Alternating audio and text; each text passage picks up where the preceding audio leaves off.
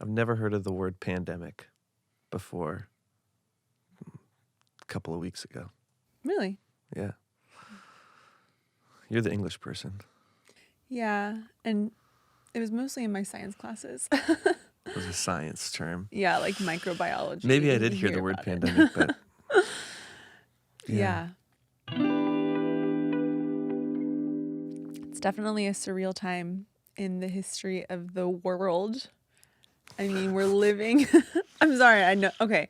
You realize that my 7-ness wants to avoid pain and discomfort. So, like, I always want to find the bright side, the silver lining. Can we talk about yeah, she your wants to find the bright perspective? side, silver lining, and I'm like, what's the bright side of the coronavirus pandemic? I'm like, you mean I have to stay inside with my family? Score. It's awesome. yeah. Meanwhile, we're bracing for the Great Depression. Yeah, I just read that this morning. I read that New York is like bracing itself for the Great Depression. And it's really difficult not to like listen to some of that noise because some of it's not noise. Some of it's like, well, it's all real, you know? I think what's interesting about our current situation is that, you know, it's not the sickness that is becoming our undoing. It's like how the world is collectively responding to it. I'm just scared, you know? I'm just kind of nervous. I'm nervous for the businesses that I work for. I'm a bit nervous for our own. And there's so many questions about like how businesses are going to respond. Right, the businesses who require large crowds of people. Yeah, exactly. Like, what do you They're do? gonna suffer, What yeah. do you do? At the end of the day, there are things like this that happen in the course of history, and the people who are able to innovate and to think on their feet and be quick are going to do well, right? So I guess for the businesses like our own, how are we thinking in those terms? How are we thinking about, okay, what can we do with this culture when we can't really be around a lot of people? What kinds of services can we provide that don't require that? And I think for our business, it would be remote, like post-production. Yeah. And I mean, can you speak a little bit more to what you feel like you can do for businesses remotely? Yeah, I mean, I think all the services that we do are mostly on the computer, you know? So it's like graphic design still works, and post-production still works for video, and you know, web-based applications are like going to be the bee's knees, I think, right now. And yeah, I think the question just becomes like how do we meet people where they're at, meet businesses where they're at, because they're hiding right now. At least it feels like to me, or they're going into hiding. It's like all businesses are kind of sitting back. I heard that Facebook just put out like a $100 million grant to businesses that are, you know, like basically it looks like a credit for like online marketing. Which that online marketing is like a big question mark in times like this. Like, well, how do you allocate dollars to online marketing, and even with those dollars, like how do you make sure that you're telling a story strong enough for like people to leave their homes, go out into, well, not necessarily having to leave their homes, or not right? having to leave their homes. If Yeah, businesses that's true. can find a way to turn their service into some sort of like virtual service. I don't know what that looks like. For us, it's easier, but like for a company that does require one-on-one, I think just putting up a lot of safeguards around the exposure to people and all of that. I mean, I don't know. It is a crazy time. I was going through Trader Joe's yesterday and Sprouts and Whole Foods and Costco, and we had to get all of our food and stuff. Yeah, I mean, mostly because in case everything does shut down, I want to be able to feed my family. But But it's surreal. I've never been to the grocery store before where there's nothing on the shelf. Like, Yeah. I've just never had that experience. And there's no frozen food except for some, like, maybe some wontons or something, you know? Yeah. It's just, it's very strange. And it's like a little kick in the pants in terms of a reality check of what's actually going on. And I mean, I'm grateful that the world is taking precaution, because if they do feel like this is something that can potentially kill a massive amount of people, then obviously if you remove the people, then you're removing the opportunity for that exposure. So I'm happy to stay inside. Like, I'm happy to practice social separation or whatever, social distancing. That's fine. And I mean, how blessed are we that we live in a day when we are not completely isolated. Like, we can still see and talk to people we love via FaceTime and, social media and all of that. So it's like, what can we do to find the hope? I mean, obviously we know where our hope lies, and that this too shall pass, and we're not alone. We know that we have a God who loves us and who is providing for us. So we don't have to be in fear. And that's like what we cling to. But in terms of like being practical and kind of using common sense and everything, this time requires a little bit of extra savvy thinking, right? Doesn't it? We have to be a little savvy. Yeah, we have to be savvy. And I think what's important to point out that you said was just that we have the ability to be connected. And so often it feels insincere to be using platforms to be connected with people when, like, being in person is, so much better. Yeah. But that doesn't mean that we can't send sincere messages of, I don't know, affirmation, or that and you care. We'll be able to look back on everything with a different lens than the way we're looking at everything right now. And whether that lens is of like the perspective of, wow, that wasn't as bad, or wow, that wasn't as long, or wow, that was really long and that was awful. We'll be able to look back on all of it with a perspective of, well, we went through it together. Yeah. And we now know what we know.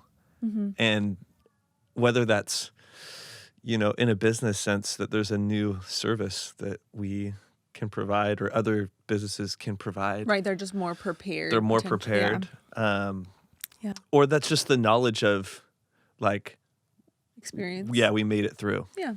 And the test makes you stronger or whatever. Right. Yeah. And our prayers and our hearts go out to the people who are affected by coronavirus, like the people who have exposure to it and are sick and in the hospital. And like, I know that it's affecting mostly the elderly. I'm a registered nurse, so I've been in the hospital, I've been in that setting, and it's like, it is heartbreaking when you realize that there are so many people that don't have the ability to just function normally, and it makes you so grateful for what you have. Yeah. But yeah, my heart just goes out to the families who are like firsthand affected by this. We are kind of just dealing with the repercussions of it and everything. So that's why my perspective, excuse me, is what it is. Because I know that our family is healthy right now. Like, the fact that we're healthy and the fact that we can breathe and love on one another, I am not worried. Like, I feel safe, and I feel like, okay, well, how can we make the best of this time? Because we are being forced into confinement and quarantine and everything. We're being, not forced, but like recommended to not be exposed to lots of people. So that takes us away from a lot of social gatherings that we would otherwise be involved in. But how can we make the best of it? And I think that the best way is to,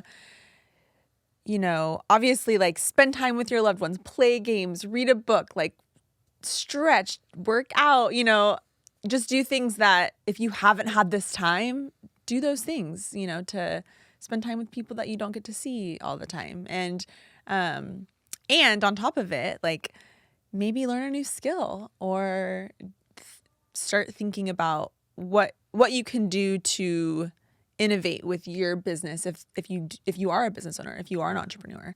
Yeah, I think that I know I feel hopeful and excited for the future. Yep. I am also happy to do the work and I'm excited about growing Yep. our business. We're entrepreneurs, so we have to roll with the times. But we encourage you guys that this season, I mean, it's different for everybody, obviously. Yeah. Not everybody is an entrepreneur that's listening. So you have to figure out what this time means for you. But I guess my biggest encouragement would be to maximize it and to not just not just sit around and mope and be worried, but rather cherish every square of toilet paper. Toilet paper you have to wipe your ass. Just kidding. Cherish every square. That's every the metaphor. Square. Cherish every square of Charmin. Cherish the moments that you have with the people that you love. Yes. Cherish the and remember that opportunities that you have for free time to maybe take a bath or and remember that you're play still a board game as a family. I mean, just like if you have to be inside, let's not mope around. Let's enjoy the time we have together. And remember that you're still just as capable as you were before all this. It's true. And during all of this. Mm-hmm. And that people need your presence in their life just as much as they did before. That's true. So reach out. Don't be a hermit. Yeah. And in terms of the entrepreneurs, figure out ways to innovate. Think about ways that your business can be online. And if you need help with any of those conversions, we are here. We're always here. And we are excited and available to make your brand story come to life. That's something that we're really passionate about. And it still can happen. And now more than ever, I would say it's important to be marketing and sharing your story and telling your audience how you're still able to reach them and how they're able to reach you. And that story might have to change a little bit. So I think like hopping on that bandwagon quickly will only help your business as opposed to just going dark and people wondering, where are they? What are they doing? I think everybody is needing to address the coronavirus situation. Yeah. Obviously, I've seen that on social media a lot. Businesses trying to be like, this is what we're doing. These are our precautions, all of that. But then above and beyond that, how are you able to still provide services or still provide products to your customers to help ease their like worries in this time? So, just food for thought. I don't know what that is. Maybe I've seen some businesses like offer no penalty cancellation policies.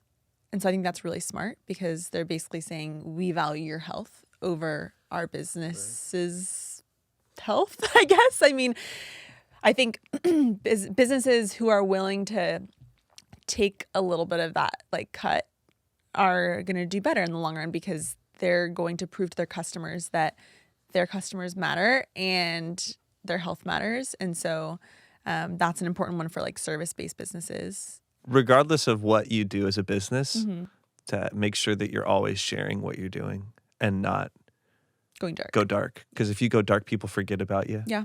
And again, this too shall pass. Mm-hmm. And so if you do what you can to remain relevant, right, and consistent, right, and communicating to your audience or whatever, then both during and especially after, you still have maintained those relationships. Yeah. So how can you continue to serve the people that you're serving?